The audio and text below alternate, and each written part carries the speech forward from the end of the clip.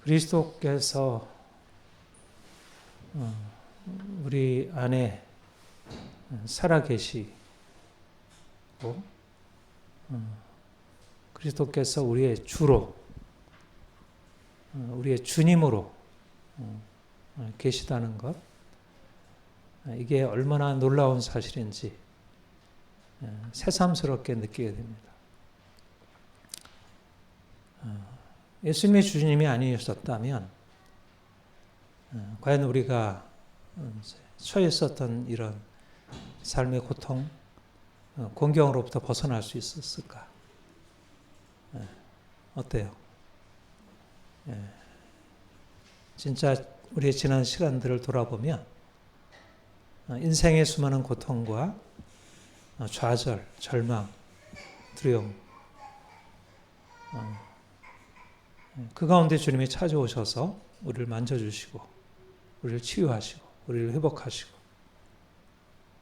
놀라운 일을 행하셨고 정말 주님은 우리의 구원자 되신다는 사실을 감사하지 않을 수 없습니다. 그러니까 우리 안에 정말 예수님 당신이 필요합니다. 내게는 당신의 구원이 필요합니다. 우리가 인생을 살아가면 살아갈수록 인생이 그렇게 쉽지 않다는 것, 우리가 너무 연약한 존재라는 사실을 거듭 발견하게 되고 그래서 이제 절망하게 되는데 우리가 주님을 알게 되고 주님 우리에게 찾아오셔서 우리에게 자기 자신을 나타내셔서 내가 있잖아, 나를 의지해, 내가 너에게 도움을 줄게. 그러니까 주님이 우리에게 오셔서 우리를 위하여 놀라운 일을 행하셨고 그 사랑을 나타나신 거예요. 그분의 사랑을. 그래서 그 사랑이 우리를 회복하고 우리 인생을 다시 보게 하고 내 존재가 누군지, 전에는 내 존재가 이러저러하게 찢기고 상하고 병들고 답답하고 두렵고 마음에 안 들고 그랬는데 주의 사랑이 우리에게 흘러 들어오고 우리가 그 사랑을 경험하면서부터 인생이 더 이상 이렇지 않구나. 사랑이 우리를 살린 거예요. 사랑의 빛이 우리 자신을 다시 보게 하는 거예요. 제가 거듭 그 정신분석 대상관계에 그 미러링만 얘기를 하죠. 사랑받을 때 그 사랑이 나를 새롭게 보게 하는 거예요. 왜 내가 이렇게 우울하고 왜 이렇게 내가 힘들고 왜 내가 이렇게 마음에 안 들고 왜 모든 게 안 된다고 여겨졌을까? 거슬러 가보면 우리 안에 사랑이 주어지지 않았던 거예요. 그러니까 내 스스로 인생을 자유롭게 살 수 있는 것이 내 안에 있지 않고 외부로부터 봐야 한다는, 외부로부터 그 빛이 와야, 사랑의 빛이 들어와야 우리 자신을 진정으로 제대로 알게 된다는 거. 저는 이거는 아주 놀라운 빛이라 생각을 해요. 정신분석의 그 일반 은총의 빛이 사실은 아주 중요한 빛이라 생각을 합니다. 제가 대상관계를 공부하고 그 통찰을 얻은 뒤에 야, 이게 하나님의 사랑이네. 하나님이 우리에게 행하시는 일이고 내게 행하신 일이네.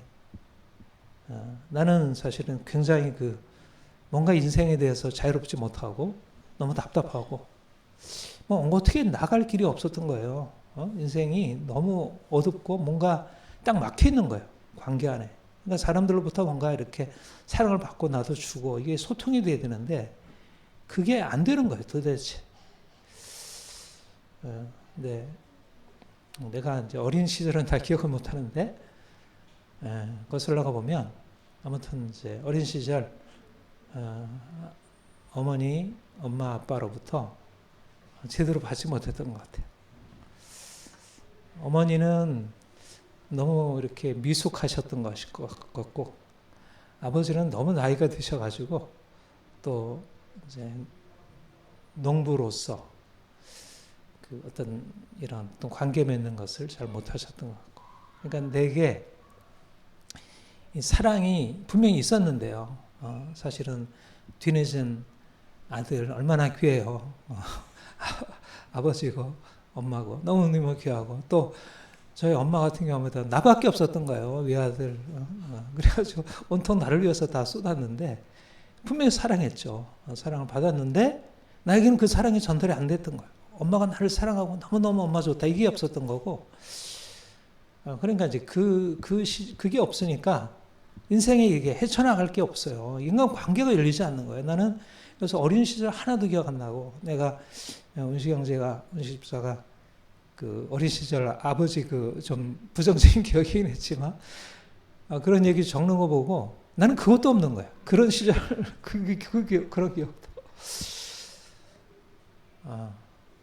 그래서 난 참 이상한 삶을 살았다. 나는 어린 시절 이렇게 자세히 기억하시는 분들 보면 참 이상해요. 어떻게 그럴 수 있을까? 나는 좋은 기억, 나쁜 기억 하나도 기억이 없어요. 거의. 예. 참. 근데 내가 이제 어떤 고등학교 때 이상한 주님을 만났고 주님이 내게 뭐 희한한 방식으로 이제 내게 역사하셨지만 어떻든 결국 하나님을 알게 하시면서 하나님이 사랑이신 것을 그리고 그 사랑이 나를 이렇게 살려 주었어요. 내가 이제 어려서부터 부흥에 참석하고 막 박수치고 막 기도하고 그럴 때 그게 나에게 하나의 양식이 되었던 것 같고 아무튼 인생이 좌절되고 절망되었지만 하나님의 사랑이 나에게 양식이 되었고 또 하나님이 이제 많은 사람들 만나게 하시는 사람들을 통해서 인생을 사랑할 수 있게 또 내 자신을 사랑할 수 있게 이제 그러면서 또 다른 사람도 이제 사랑할 수 있도록 이제 그렇게 열어가신 것 보고 너무너무 놀라운 은혜를 이제 말하지 않을 수 없습니다. 그런데 정말 주님이 나의 주 되신다는 것이 이런 의미에서 나를 고통에서 절망에서 건져주신다는 의미에서도 그렇지만 우리로 하여금 저 높은 곳을 향해서 나아가도록 우리 이끌어가는 거예요. 저는 참 이게 복음의 진리가 너무너무 놀라운 것은 주님이 우리를 저 낮은 곳에서 있을 때 찾아오셔서 내가 너를 안다. 내가 너와 함께 있겠다. 말씀하시고 괜찮다. 그렇게 큰 문제 아니다. 그런데 주님이 또 달리 말씀하는 것은 내가 너에게 놀라운 계획을 가지고 있고 너에게 저 높은 곳을 향해서 너를 이끌어 가리라. 이렇게 말씀하시고 그렇게 행하시는 거예요. 성경의 기록이고 또 주님을 만나서 주님을 더 알아가면서 주님이 이끌어 가시는 것이 이제 그것이요. 여러분, 요즘 사람들이 어떤가요? 사랑받는 거 좋잖아요. 사랑받는 거 좋고 내 인생을 인정해 주는 거, 공감해 주는 거, 존중해 주는 거 너무 좋잖아요. 근데 이제 우리 인생에 대해서 너 이렇게 살아. 그렇게 하면 안 돼. 그렇게 무언가 지시하고 명하고 그렇게 하면 사람들이 어떻게 받아들이죠? 그거를 도무지 받아들일 수 없는 너무 지나치 억압이라 여기고 간섭이라 여기고 침범이라 여기고 왜 내 인생에 대해서 당신이 이래라 저래라 하십니까? 그게 나를 사랑하는 부모든 선생이든 누구든 간에 내 인생에 대해서 이래라 저래라 간섭하는 모든 명령과 지시에 대해서 그것이 아무리 좋은 것이라 하더라도 그것을 부당하게 여기고 나는 그런 거 필요 없어. 내가 원하는 것은 나를 그대로 버려두는 거야. 나는 내 인생을 내가 원하는 대로 살고 싶어. 지난주에 뭐 이효리 가수 얘기했듯이 그게 이제 사람들의 생각이에요. 나는 내 인생을 내가 원하는 방식으로 살고 싶고 내가 원하는 사람은 내 인생을 살아가는 데 있어서 그 내가 원하는 대로 살아가는 것에 대해서 괜찮아, 좋아, 지지해주고 공감해주고 인정해주는 것 왜? 그러면 안 되지. 조언해 준다든가. 제가 그 정혜신의 당신은 옳다. 여러분 많이 읽었죠? 제가 이제 그 책에 정말 공감을 많이 해요. 근데 거기에 이제 그러니까 오늘날의 이 시대의 흐름을 잘 반영하고 또 뭐 긍정적인 부분을 얘기를 하죠. 근데 거기서 얘기하는 게 충조평판. 여러분 기억나세요? 충조평판. 충고하고 조언하고 평가하고 판단하고. 이거는 사람들이 딱 질색하는 거예요. 충고하고 조언하고 판단하고 평가. 충조평판. 나한테 아무리 좋은 말이라도 충고하거나 조언하거나 나에 대해서 아무리 바른 것이라도 평가하거나 판단하지 말아라. 그거는 내가 원하는 사랑이 아니다. 내가 당신에게 기대하는 원하는 사랑은 공감해주는 사랑, 지지해주는 거, 나를 존중해주는 거. 그 이상 내게 들어오게 되면 나는 당신을 내게 받아들일 수 없다. 이게 이제 오늘날의 하나의 사회의 기본 룰이 되고 있어요. 이게 룰이에요, 룰. 그러니까는 사실상 공감해주고 존중해주고 이해해주고 지지해주는 게 얼마나 좋아요. 그거는 사람 살리는 거잖아요. 하나님은 우리에게 하신 일이고 우리가 자녀들에게 해야 할 일이고 그렇게 해서 아이들이 병든 아이들이 고침받고 그 아이들이 건강하게 자기를 사랑할 수 있게 돼 얼마나 좋은 일이에요. 그런데 아이들이 그걸 요구를 하는 거예요. 나에게 왜 공감을 안 해줘? 왜 나를 존중하지 않고? 이런 식으로 그걸 요구하고 따지고 그걸 가지고 이제 평가를 하고 판단하는 거예요. 충조 평판한다고 판단하고 평가하고 밀어내는 것입니다.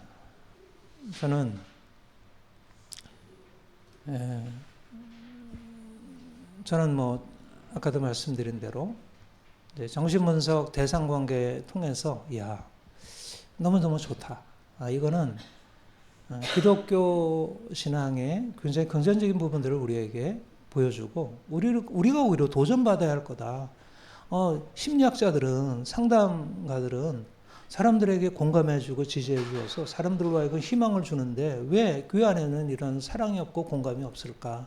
사람들은 왜 공감해주고 경청해 주려고 하는데 왜 그리스도인들은 사람들에게 공감 안 하고 경청을 안 할까?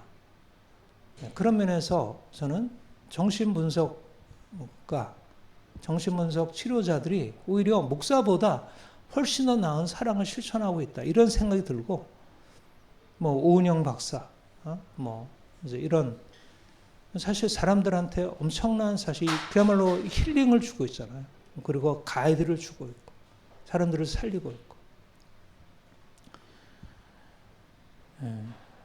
그런데 저는 그게 너무 이제 좋고 그게 굉장히 중요한 측면이라 생각하지만 사실 우리가 그리스도인으로서 우리가 주님을 믿고 주님이 우리의 주가 되신다고 할 때 주님이 우리의 주로서 우리에게 말씀하시고 우리를 이끌어 가시는 것이 어떤 것일까? 주님은 정말 우리를 사랑하시는 주님으로 우리의 절망스럽고 우리의 고통스럽고 그런 상황에서 우리를 건지시고 우리를 공감해주고 우리를 누구보다 더 깊은 이해로 받아주시는 분이지만 그러나 주님은 그것만이 아니라 오히려 우리가 원치 않는 그분의 사랑은 우리가 원하는 것을 채워주고 받아줌으로 우리 인생을 살려주고 이제 내 인생은 사랑받을 만하고 사랑할 만하네. 나도 이제 인생을 좀 희망을 가지고 일어날 수 있겠네. 이렇게 끝이지 않는다는 거예요. 예수께서 우리에게 오셔서 하신 일은 그런 고통스러운 사람들을 건지셔서 회복하신 일을 하셨지만 그러나 그 다음에 스텝이 또 있다는 거예요. 그 다음 스텝이 굉장히 중요한 스텝이고 그것이 없으면 사랑받아서 치유받고 자유케 된 것의 본래적인 목적을 잃어버린다는 거예요. 그래서 주님은 정말 병든 자 치유하시고 저 절망 가운데 있는 사람들을 위해서 온통 자기 자신을 내어주시는 삶을 사셨지만 그러나 그가 행하셨던 중요한 것은 뭐냐면 너희는 세상과 다르게 살아라. 너희는 이렇게 살아야 돼. 너희는 세상과 닮아서는 안 돼. 너희는 다른 표준을 가지고 있고 다른 목표를 가지고 있고 저 높은 것을 향해 살아야 돼. 이렇게 제자들에게 명하시고 실제적으로 우리가 지금 이제 산상수훈 같이 읽고 있는데 이제 실제적으로 그렇게 말씀하시고 제자들에게 거듭거듭 그렇게 실제적인 삶에 있어서 그렇게 행하도록 가르쳐 주시고 일러 주시고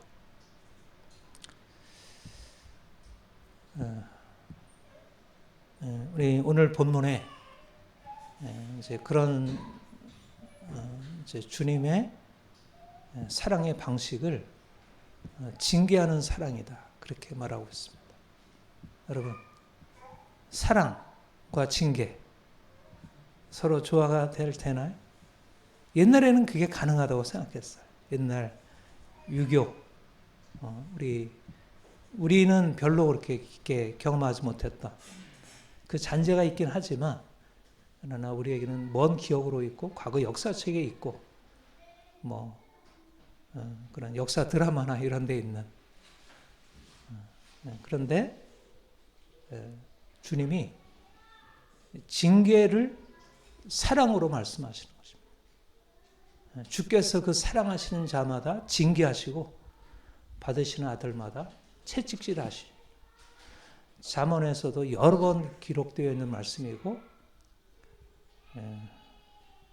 오늘 본문에 다시 인용하면서 하나님의 사랑이 어떤 사랑인지 하나님 아버지의 사랑이 어떠한 사랑인지 아버지께서 아들을 내어주시는 그러한 놀라운 사랑이지만 그 사랑은 징계하는 사랑, 매로 때리는 사랑이라는 것.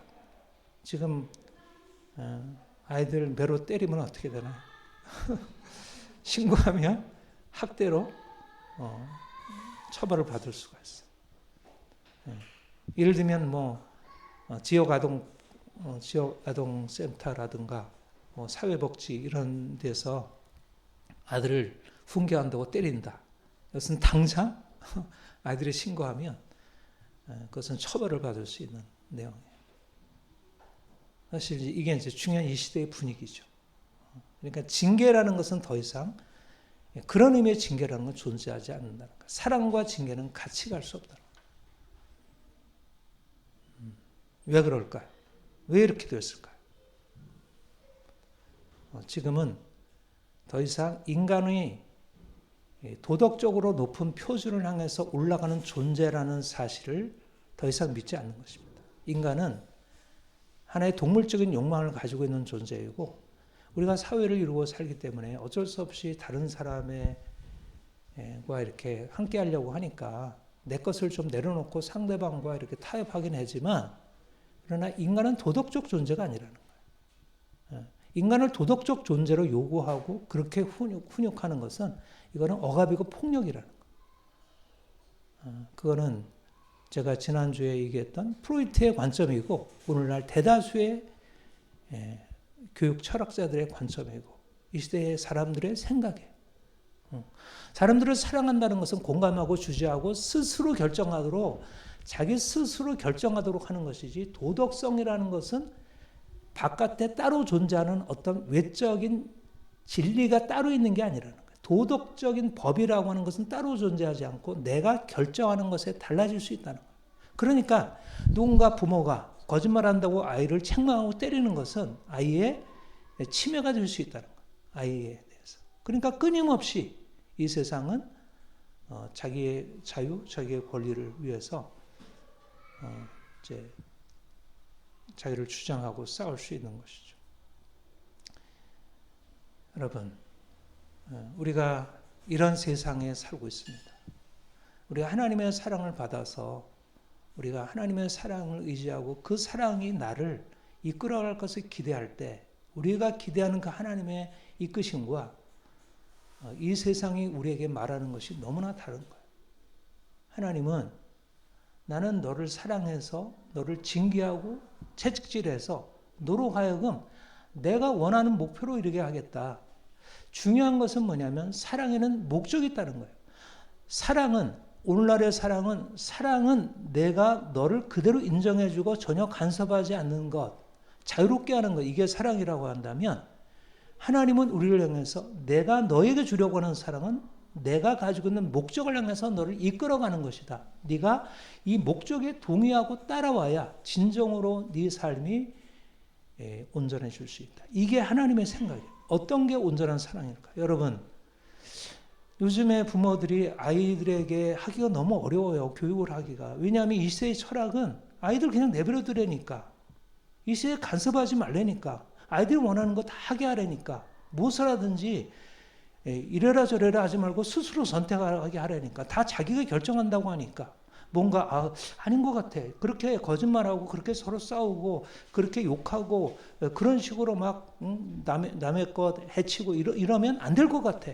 그래서 그걸 고쳐야 되는데 그렇게 말하면 아이들이 상처받는다고 말하고 왜 널 권리를 주장할 치면이냐고 하고 옆에서 그렇게 했다가 사람들이 망가지지 않겠느냐고 염려하고. 네. 어떤 게 진정한 사랑일까? 오늘날 아이를 존중해 주는 것도 사랑이고 과거의 아이를 때리는 것도 사랑이었어요. 그런데 과거에는 아이를 때리면서 아이를 존중하지 않았어요. 아이들이 가지고 있는 고유한 인격을 인정하지 않고 아이들을 어떤 어른의 표준을 가지고 일방적으로 강요함으로 아이들이 진정한 사랑을 느끼지 못했어요. 그러니까 요즘 아이들은 엄마 너무 사랑해, 아빠 너무 사랑해 할 수 있어요. 자기 거를 다 해주니까. 그러나 그를 높은 기준으로 끌어올려주지 않기 때문에 너무 교만해지고 고집이 세지고 완고해지는 거예요. 그러니까 더 이상 잘못에 대해서 인정할 줄 모르고 뭔가 이렇게 책망을 하면 노여워하게 되고 받아들이지 않습니다.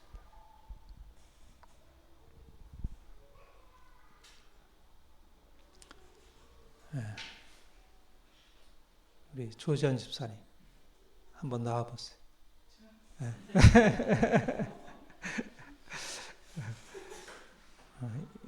내가 얘기하는 것보다 이런 면에서 할 얘기가 많을 것 같아요. 내가 뭐 그래서 사실 이런 씨름을 많이 했어요. 나는 사실은 징계 받는 사랑도 경험해보지 못했고 징계하는 사랑도 제대로 경험하지를 못했어요. 나는 사실은 이 부분에 있어서 경험이 너무 약해. 네, 우리 조지현 집사님은 이쪽 저쪽 공감해 주는 것도 씨름을 했고 또 징계해 주는 것도 씨름했고 그래서 간단하게 한번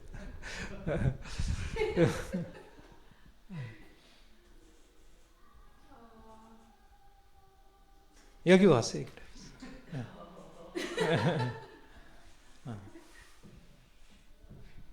마이크.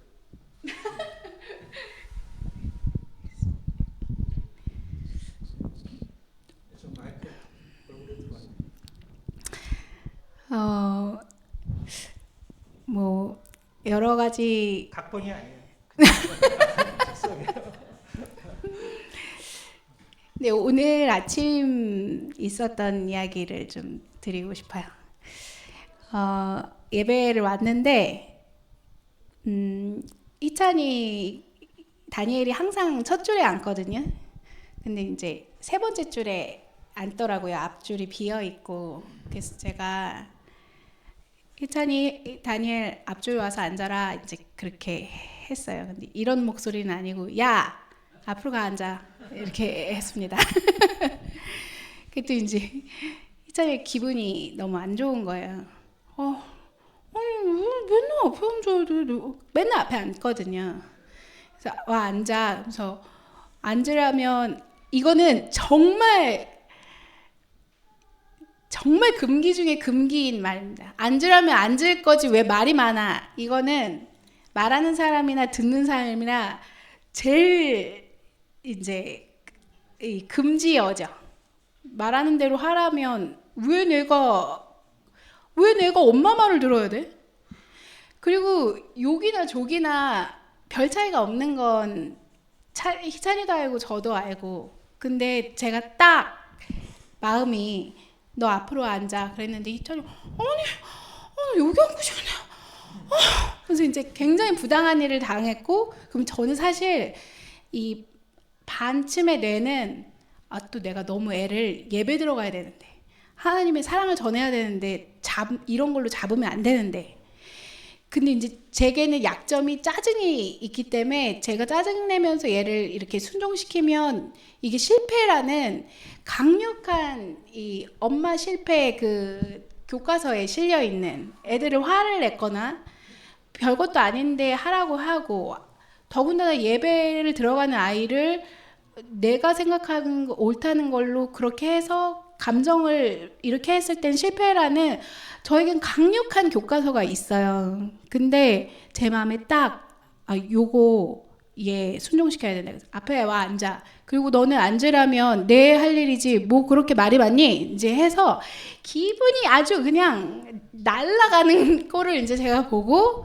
이제 예배로 들어갔는데 오늘 말씀이 그 이제 이사야 55장 1절 말씀 목마른 자 이제 값없이 나와 주의 포도주와 젖을 먹어라 하는 장이었어요. 얘가 되게 먹기 싫을 것 같더라고요. 근데 제가 이제 말씀으로 그러니까 이 일이 사실 가정에서 계속 있어요. 저는 짜증이 많고 실패하는 게 많은 엄마이기 때문에 너 이렇게 해놓고 얘가 반응이 안 좋으면 내가 또 화냈지.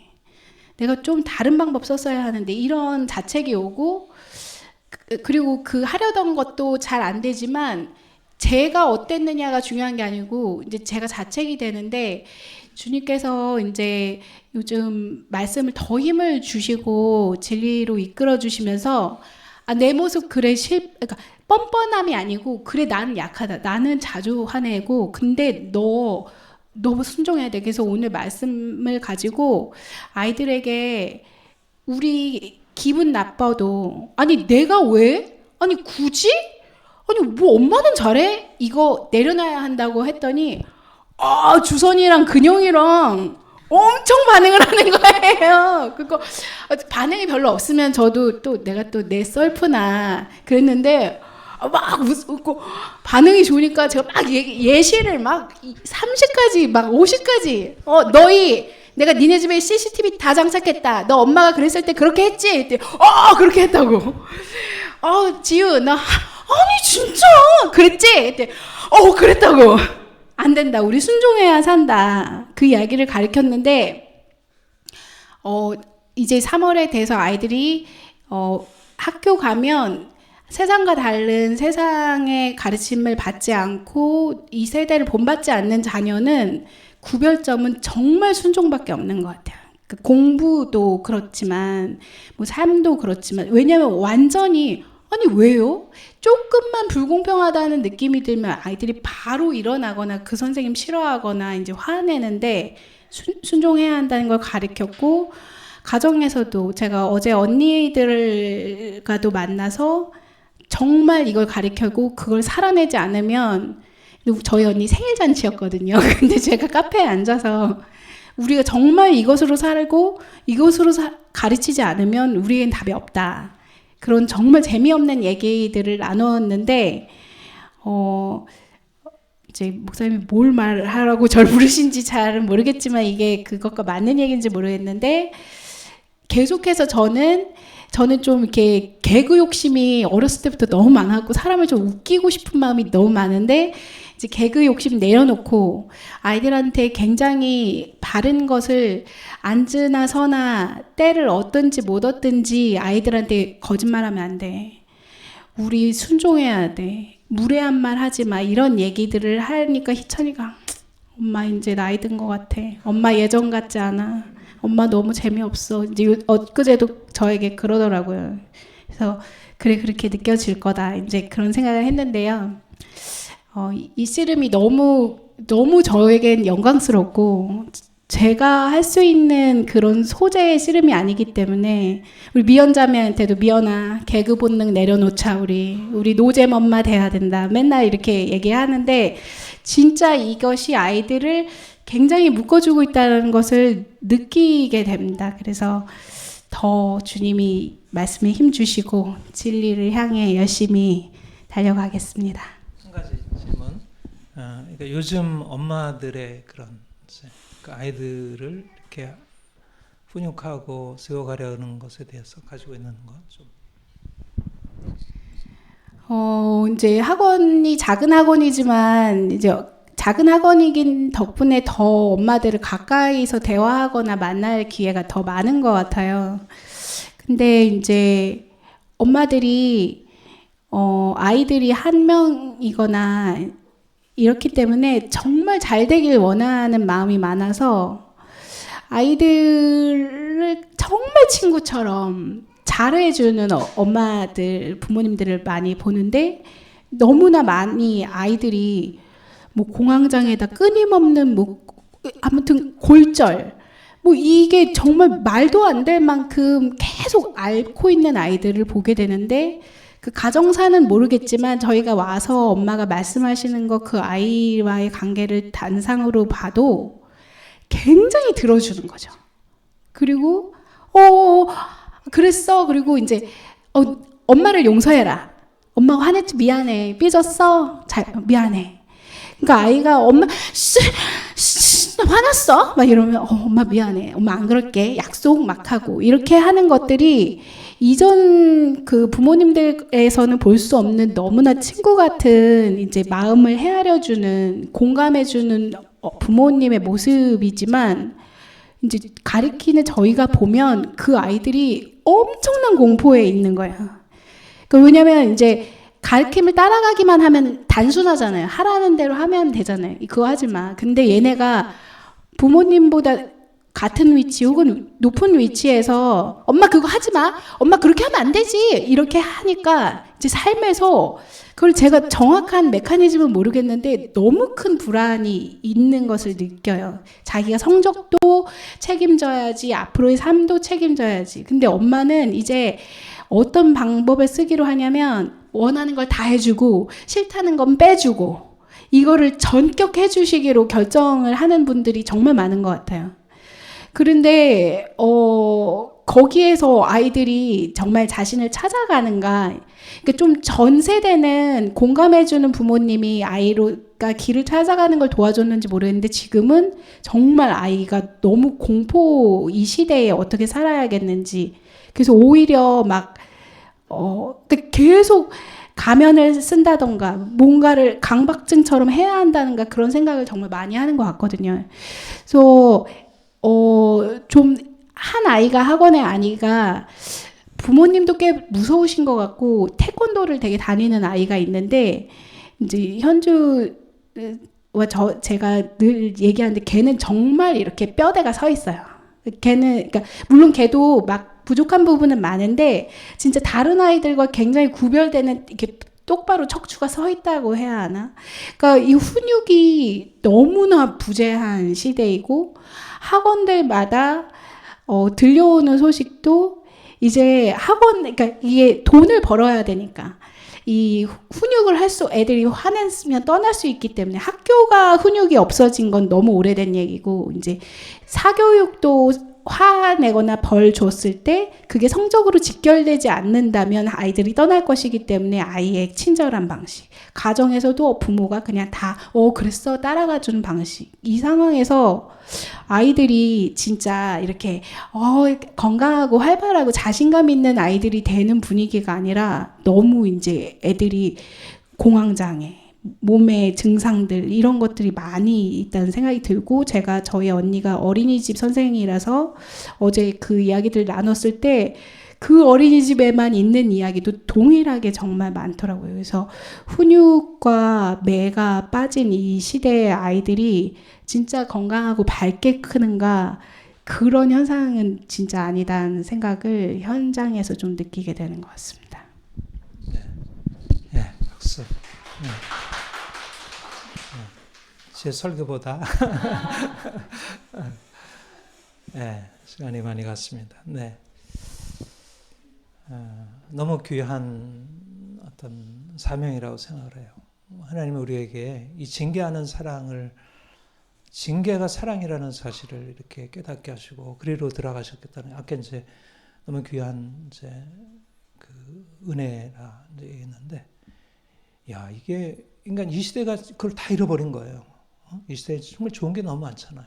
근데 이제 다 잃어버려서 하나님이 우리에게 오셔서 정말 우리를 있는 그대로 다 받아주시는 그런 놀라운 이제 그 아주 따뜻한 사랑, 한량없이 따뜻한 그 사랑도 우리에게 베푸시지만 특별히 우리를 정말 엄한 아버지처럼 이제 그렇게 우리를 이끌어 가시고 때때로 치시고 하는데, 그런데 그게 사랑이라는 것을 깨닫게, 그게 폭력이나 억압이 아니라 그게 사랑이라는 사실이 깨달아지는 거예요. 이게 얼마나 귀한 일이에요. 그리고 우리 아이들도 정말 아이들이 그걸 구별해요.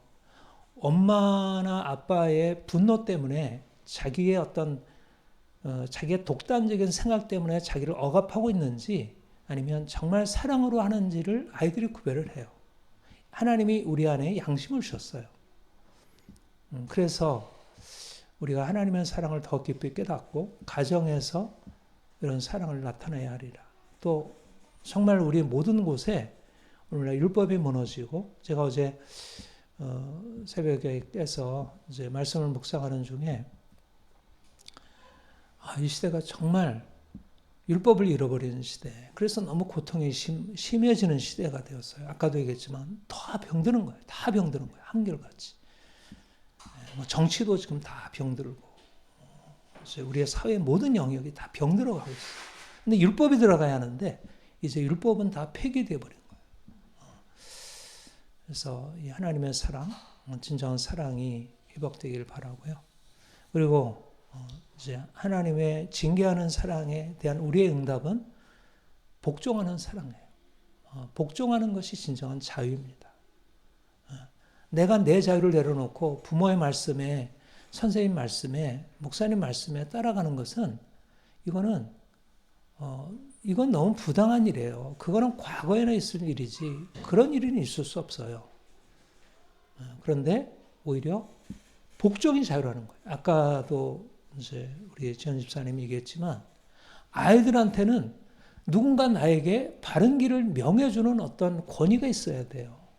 아이는 스스로 인생을 결정할 수 없죠. 아무것도 모르는데 자기가 원하는 대로 하게 되면 인생이 너무 불안해져요. 그러니까 온통 다른 유혹 이런 것에 끌려 들어가고 빼앗기고 종노트하고, 그러면 더 이상 이제 권위에 복종하는 게 너무 싫은 거예요. 그러니까 오늘날은 권위자가 다 사라져 버렸어요. 권위가. 가정에서 부모가 더 이상 권위 역할을 할 수 없게 되었고, 학교에서 선생님이 더 이상 그렇게 할 수 없게 돼요. 여러분, 지난번 서희초등학교 교사 자살한 사건 이후에 교사들이 한 일이 뭐예요? 교권을 회복해달라고 하는데, 그건 뭐냐면 교사가 지금 원래 가지고 있는 교사의 그 권위를 회복하게 해달라는 게 아니고 내 교사의 권리를 빼앗기는 권리를 회복해달라는 거예요. 그러니까 아이들과 똑같은 지평으로 내려와 앉은 거예요.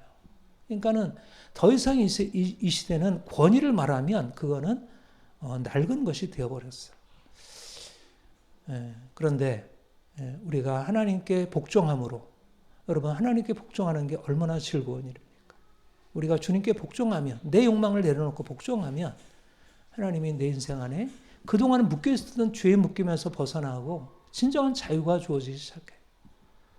우리를 말씀에 복종하고 순종하라고 하는 것은 우리를 억압하기 위함이 아니라 그동안에 묶여있었던 죄의 멍에서 우리를 끊어내고 우리를 진정한 자유로 이끌어가는 거예요.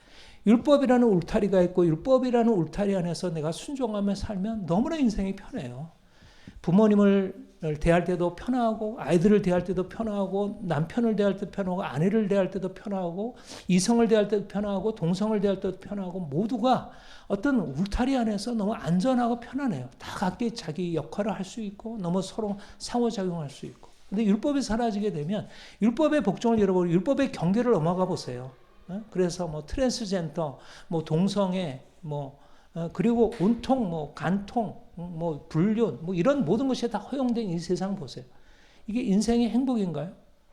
점점 세상이 망가지는 거예요. 율법이 사라지면, 율법에 대한 복종과 순종이 사라지면 세상은 자유로워지는 게 아니라 망가져요.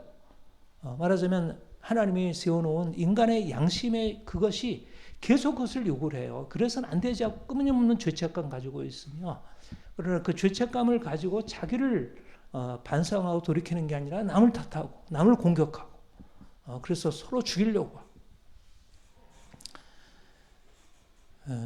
주님이 우리를 놀라운 사랑으로 이끌어 주셨고 또 그 징계하는 사랑에 대해서 어떻게 하라고 말씀하셔요?